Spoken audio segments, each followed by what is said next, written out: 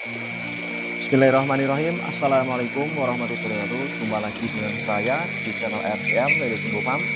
Dalam video kali ini saya ingin membahas mengenai tentang eh, bagaimana cara mempersingkat masa panen pada ikan lele ya. Nah, karena banyak sekali dari teman-teman, khususnya teman-teman yang baru belajar atau pemula ya, yang mereka ketika budidaya ikan lele itu merasa kalau ikan lelenya itu kenapa ikan lele itu lama sekali besarnya ya, atau pertumbuhannya itu stuck di situ aja, nggak besar-besar, apa penyebabnya. Simak terus video ini dan jangan lupa untuk teman-teman dukung channel saya dengan cara klik like dan subscribe supaya saya lebih semangat lagi untuk membuat konten-konten video mengenai tentang budidaya ikan lele ya. Oke, yang pertama yang saya ingin sampaikan kepada teman-teman adalah bagaimana supaya ketika kita ingin panen ikan lele itu supaya singkat. Sebenarnya itu simpel aja teman ya.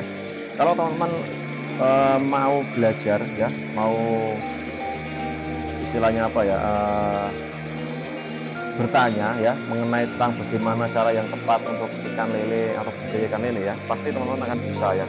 Yang pertama yang perlu teman-teman perhatikan supaya ikan lele teman-teman itu hasil panennya itu sesuai target ya. Yang pertama adalah jagalah kualitas airnya teman-teman ya. Nah, memang terlihat sepele ya dalam proses bagaimana cara menjaga kualitas air ini. Yang saya sampaikan ini memang saya sampaikan untuk pertama kalinya ya, atau yang saya sampaikan pada awal ya. Menjaga kualitas pada kolam ya, itu sama saja hanya kita menjaga ikan kita itu tetap sehat ya, nafsu makannya bagus ya. Dan juga secara tidak langsung ikan kalau nafsu makannya bagus, ikannya sehat, pasti pertumbuhannya akan cepat ya. Berbeda jika kita memberikan pakan sebagus apapun ya, kalau airnya kita nggak rawat, pasti nafsu makannya akan menurun. Maka dari itu teman-teman harus melakukan proses penggantian air itu terjadwal, mungkin ya seminggu sekali ataupun 4 hari sekali ya.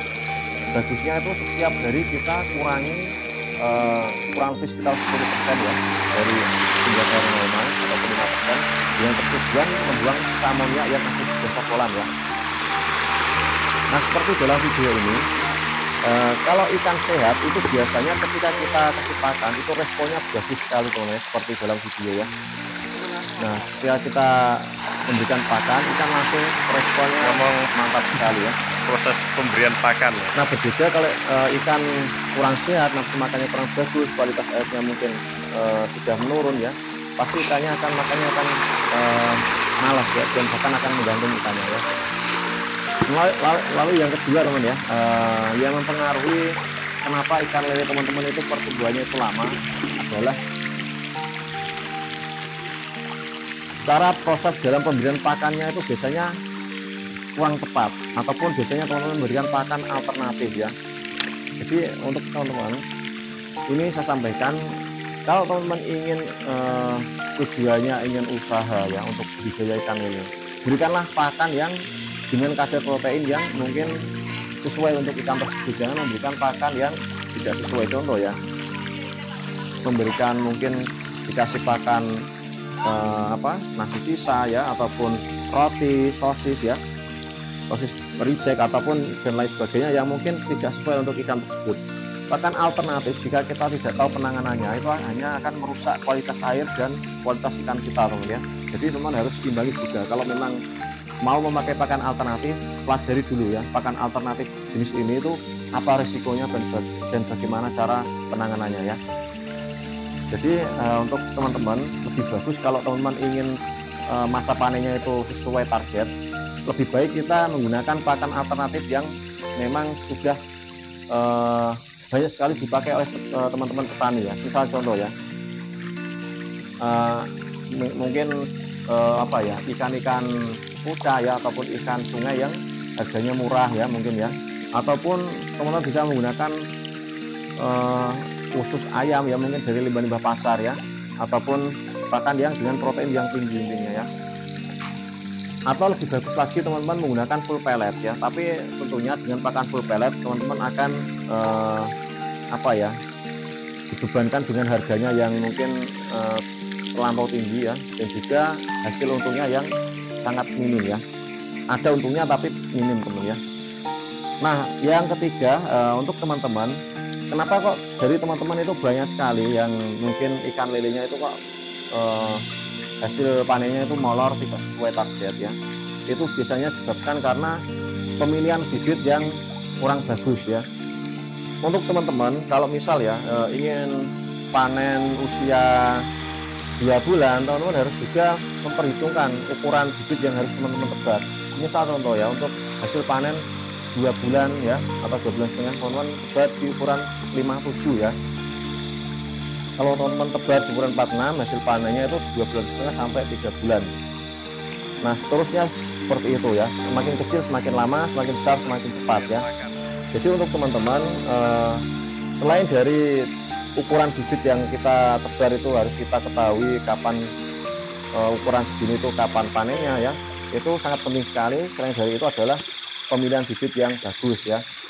Pilihlah bibit dengan ciri-ciri ikan gesit ya, tidak menggantung, tidak ada luka, tidak ada jamur. Pokoknya ikan ketika kita lihat itu dia agresif dan dia respon ya. Apabila tangan kita itu dimasukkan, biasanya dia langsung respon. Ini ada salah satu contoh dari bibit yang baru ditebar ya. Ini teman-teman bisa lihat. Ini ukuran 46 teman-teman ya.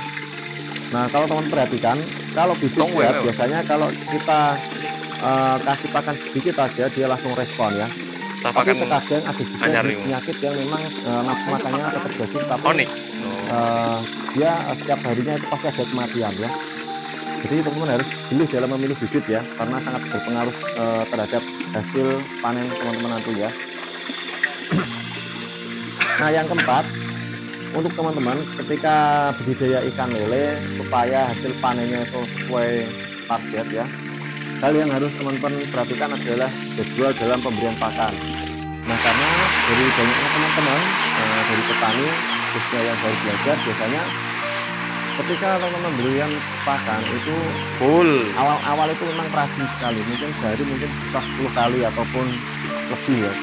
Setiap lihat kolam kita kasih pakan, setiap kolam kasih pakan. Konsepnya sebenarnya tidak ketika kita memberikan pakan sebanyak mungkin ikan akan pertumbuhannya akan cepat mungkin, tidak seperti itu ya. Jadi konsep dalam budidaya ikan lele adalah ketika teman-teman memberikan pakan yang sesuai, hasil panennya pun akan maksimal. Bukan pakan yang sebanyak-banyaknya, hasil panennya nanti juga secepatnya, tidak seperti itu. Justru ketika teman-teman memberikan pakan yang terlalu banyak, itu akan merusak ikan tersebut, dari mulai ikan bisa terserang jamur ataupun bakteri ya. Bahkan yang paling parah adalah terjadi kematian dini ketika teman-teman awal tebar akibat dari pakan yang terlalu berlebihan. Jadi harus teman-teman perhatikan pemberian pakan, sesuaikan dari jumlah ikan ya, jangan berlebihan, jangan terlalu sering. Berikan pakan sehari, kalau menurut saya bagusnya itu 3 kali, pagi, sore, dan malam hari.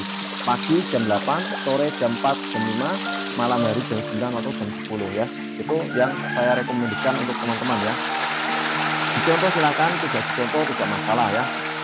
Nah, untuk yang kelima ini juga sangat penting sekali teman-teman perhatikan juga.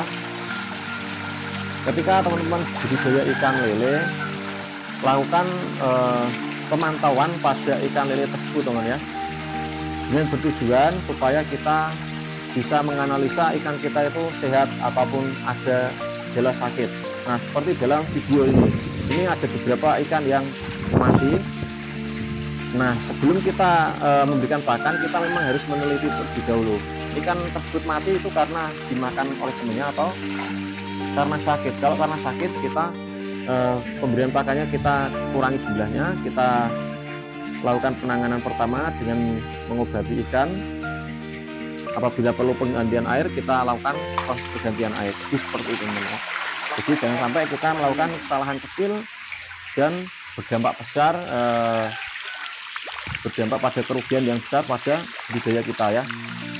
Jadi memang dalam proses budidaya ikan lele itu memang kalau dibilang mudah, memang sangat mudah. Kalau dibilang sulit ya sulit ya. Karena pada dasarnya ikan lele itu bisa hidup pada lingkungan yang sangat kotor sekali ya, bahkan di air somberan sekalipun. Tapi jika kita rawat, biasanya kenapa kok airnya bagus, airnya jernih, kelihatan kita itu, menurut kita itu bagus, tapi kenapa kok ikannya pada mati? Yang tidak perlu tidak teman-teman ketahui adalah biasanya air tersebut itu mungkin pH-nya terlalu tinggi, mungkin amoniaknya terlalu tinggi, ataupun mungkin pada air tersebut itu sudah ada bakteri yang ataupun jamur yang mungkin sudah berkembang biak dan sangat berisiko pada ikan tersebut, teman-teman. Jadi kita harus sering mengontrol dari mulai kualitas air, pemberian pakan ya. Kita memang harus memperhatikan betul-betul dalam proses budidaya ikan lele supaya ketika kita budidaya ikan lele itu tidak terjadi masalah ataupun trouble ya. Oke teman-teman, dan semoga video ini bermanfaat untuk teman-teman. Dan apabila ada suatu kesalahan kata dalam video ini, saya mohon maaf yang sebesar-besarnya kepada teman-teman ya. Dan sekian informasi dari saya, semoga video ini bermanfaat ya. Assalamualaikum warahmatullahi wabarakatuh ya. Salam tani ikan lele Semarang, salam sukses selalu untuk teman-teman ya.